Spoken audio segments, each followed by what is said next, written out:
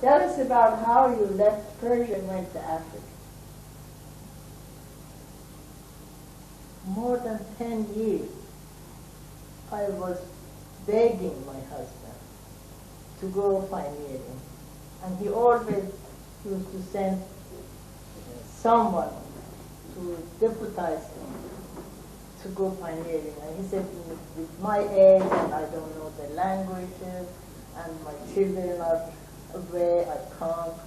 Finally, after 10 years, he started to build a beautiful house up country for his retirement, which I was so unhappy. The house finished, and for 6 months he was urging me to go and furnish this house, to move there. I said, no, we should spend all this money for pioneering. I don't want to go. Finally, we went to that house, but it took us only 6 months. And one day, maybe Mr. Yazdi is going to tell you about it, but I mentioned very briefly. Mr. Yazdi came to our house and told my husband, Mr. Banani, would you like to go to Africa? He said, Africa? He said, yes. He said, let me go and talk to my wife. Then he came inside and told me, would you like to go to Africa? I said, Africa, I am ready to go to hell. Let us leave Persia. That was, after all these years, when he decided, it took him only maybe 1 minute. And then he said, let us wait for Ali to come from Shiraz and consult with him. And then Ali came and we consulted, and after 1 month we went to England. Now I leave the rest to maybe some other member. Well, we'll come back. Now, Yes, we'll come back. what does she remember of that? It was a very interesting story, because when Aghajan decided to go to Africa, we were settled in Shiraz. And our situation in Shiraz was such that we felt, because it was with the approval of the beloved guardian, we are going to be there forever. And it never entered our mind that we would go also to Africa. And Aghajan asked Ali, said, now I will ask Shoghi Fendi, would you allow me to ask him if you could go with me? Either you or Amin, one of you should go to be my translator. So Ali, thinking that surely Shoghi Fendi is not going to tell him to go, agreed, and he said, all right, you ask. And so it was, in a way, like a shock when the cable of the beloved guardian came that he had approved that Ali should go with him. So we also became part of this group to go to Africa. And it was, as Mama said, for Aghajan, from the moment he decided to leave, he was really a different man. Nothing that mattered to him all his life was any more important to him.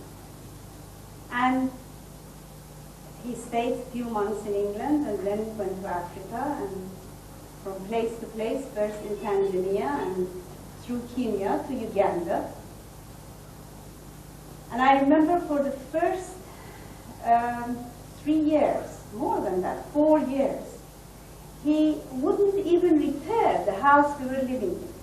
It was a terrible 5 years, more or less. A house which leaked and it was broken down. It was really so absolutely opposite of everything that he was used to and we were used to. But he thought, as he's a pioneer now, no more luxury. It should be, everything should be life of a pioneer.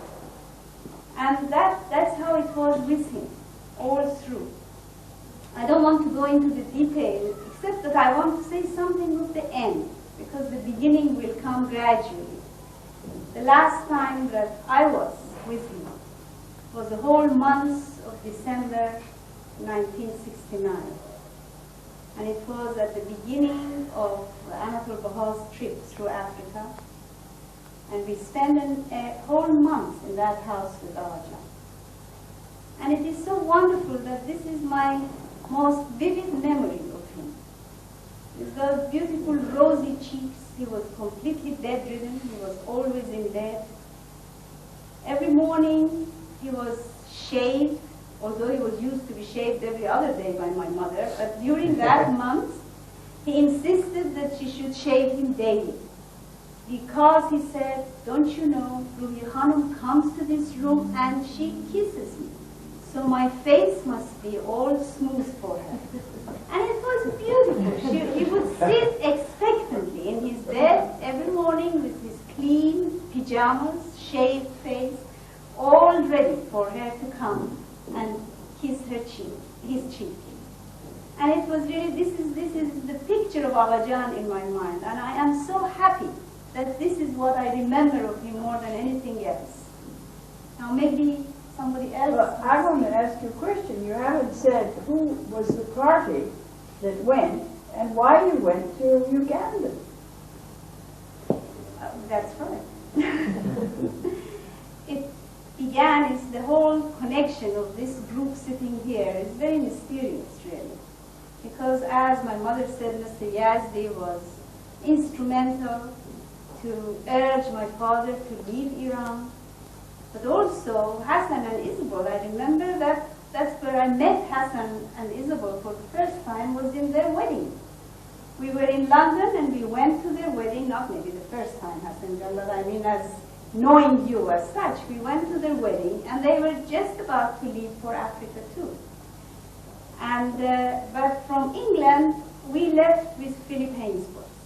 He was the British pioneer who came with us, the five of us. Was my parents and Ali and Philip, and myself, and our daughter Bahia, who was 3 years old. We left for Africa. And at that time, Ali's brother was already settled in Dar es Salaam.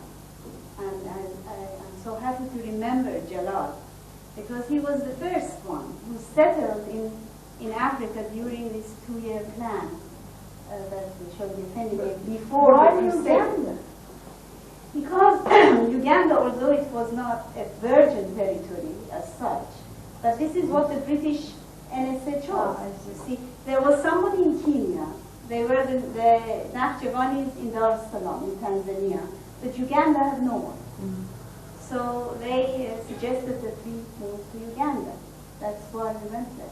Now, Aziz, tell us how you pushed Mr. Banani to Africa. Believe me, I did not push him. He pushed me. It's one of the most unforgettable experiences in my life, because it was a turning point in my own life. As you know, I was the liaison between the National Assembly of Iran and the African Committee of Africa in London. One day I went to Mr. Banani's house, the house that he just built, this beautiful house outside in the outskirts of Tehran, to congratulate him and wish him a happy residence in this new house. Mr. Banani was like an older brother of mine. We really were very close to each other. So he took me around and showed me the house, the garden, the beautiful apartment. That Amin is going to live in this apartment with his wife, Ali is going with my daughter, going to live in this apartment. He had planned everything for the future of his life. And when this was finished, the tour, he looked at me and said, Aziz, all my life I worked like a slave to earn money. I deserve the remaining years of my life to live in comfort with my children. Don't you agree? I said, yes. So we go in, and he came, and then typical of Mr. Banani, what are the news? That's the first question he asked. There was in my pocket the cable of the beloved Guardian. So I wrote it out, and he said, this is the cable from the Guardian. I said, read it. You know, his tone was always authoritative. Read it, because he was like an elder brother. So I read it and translated for him. And this is the thing that I never forget, will never forget. Having heard what I told him, he closed his eyes, meditated, And the very man only 5 minutes ago said, I deserve to spend the remaining years of my life in comfort, opened his eyes and said, Aziz, if I go, would you come? Just like that. I tell you, this was like something that shook my whole being. This statement, just a few minutes after that. And he had just built this house, a work of several months. When you hear that, what can you say? I said, yes. And I did not mean it before that.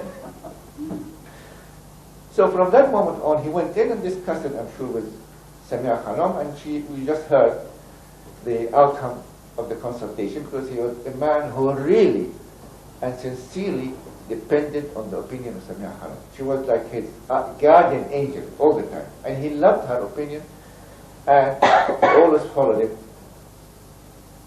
So he went, and from England, I think, he cabled the beloved guardian asking permission for Janabi Nakhjawani and Juliet to join him. I don't know the details of it, but all I know that the guardian approved the going of Janabi Nakhjawani and Juliet, and they went to Africa. Not long after, I received a letter from Samia Khanam on behalf of herself and Musa Banani. And in this she said, today we are in the presence of a beloved guardian, and we talked about you.